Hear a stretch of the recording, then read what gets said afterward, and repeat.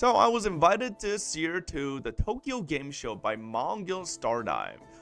If you guys don't know, MONGIL Stardive is a upcoming multi-platform title by Netmarble, and they had an amazing showcase at the Tokyo Game Show 2025, and it was an amazing booth to check out. Obviously, amazing performances, cosplayers, etc. But not only that, their actual game booth, they were showcasing 3D monitors, which is really interesting.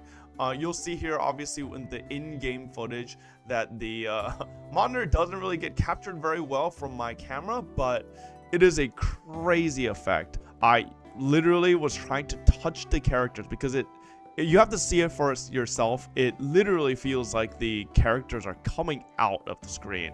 Multiple times later, you'll also see it feels like the character is in front of the UI elements, but you can 100% see the UI elements as well. So it really gives you a crazy immersive feeling. I'm gonna go in through here with the story experience as soon as you go right in. Right, I think what MONGIL Stardive does really well is have a bit of a a quirky, different approach to storytelling where it feels really kind of like a slice of life comedy, very happy-go-lucky, easygoing characters, lots of good, I guess, chemistry between the characters.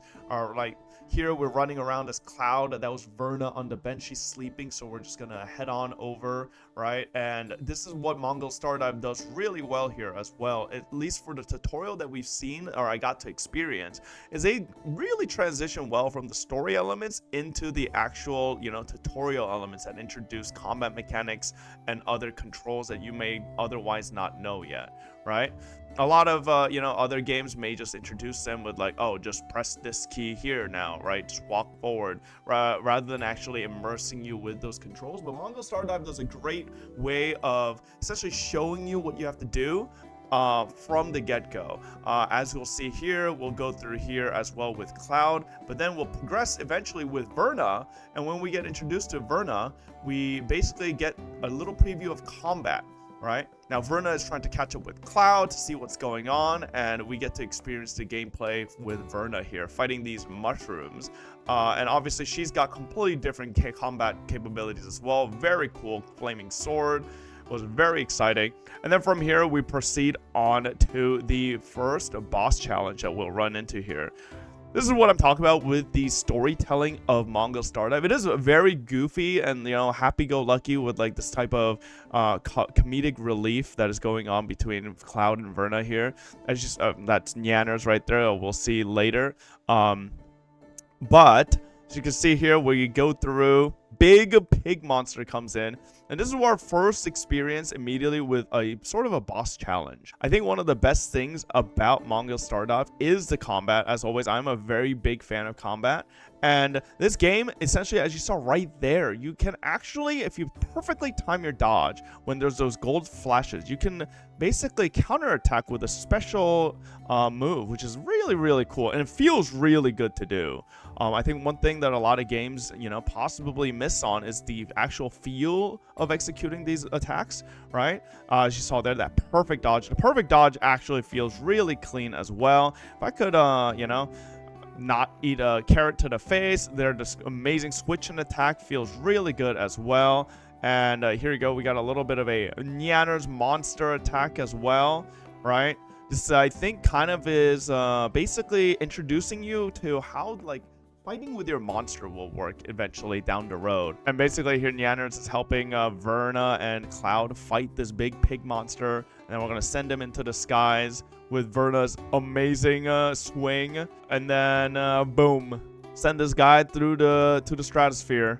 And this is basically how MONGIL Stardive introduces the game. Really, it's a different take. It almost feels like an anime that you're watching, right? You got two characters that run into like some conflict, and there's a bad guy, and then you work together and you basically resolve the conflict. Very fun. And that's the other thing here that we see with Nyanners, right? Nyanners is the first monster that we're gonna see here. Very cute. I got to get an absolutely massive plushie of Nyanners. It was absolutely humongous. Some of the other content creators did get two. I only got one because I lost the slot machine, but it is what it is. I did get two amazing art banners from these gacha, which is great. But from there, right, we interact with Nyanners here, and this is basically going to lead us into the monster taming part of Mongil Stardive. And monster taming is going to be a pretty large portion of the game. As you will see here, we're going to basically investigate. Right, here we go. We're going to investigate Nyanners, and it's going to find out that Nyanners is a completely brand new monster that we have never seen before. Essentially, from here, we get introduced. This is what, like I said, very good immersive storytelling and introduction of basic combat mechanics. A little comedy there with Cloud and Verna. Very cute. But here we come back and we get introduced to essentially the capturing part, the monster taming part of Mongil Stardive. These are monsters, once you capture them, essentially turn into loyal companions that can be tamed and grow alongside your own progression as the character and the player, right? And you can actively use them in your adventures and other gameplay modes. Very, very exciting. There's racing mini games, link chain systems. Monsterlings actively will assist you in battles with damage and utility skills, kind of like how you saw Nyanners earlier against the big pig boss, right? This will be very, very cool. And then see here, Nyanners poops out the little mushroom. There's a little back kick there. And then you add a little bit of water, right, with the monsterling, top tier monsterling. And here you go. Boom. We got a monsterling tamed, and now it is going to be our partner. Now look at it. It's like, now it loves us. Oh my god. I will say, Mongil Stardive did a great job with making these monsters absolutely adorable.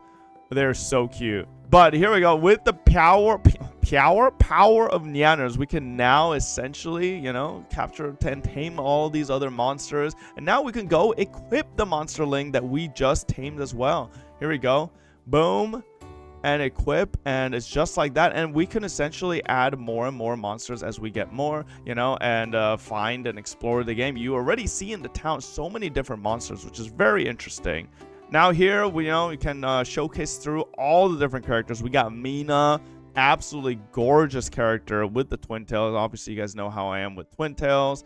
The Fate-touched Fox Maiden, beautiful. And then we have, here we go, Flare, very nice. I believe this is Brax's favorite character. We got Nadae, very, very pretty. Ice-ranged character.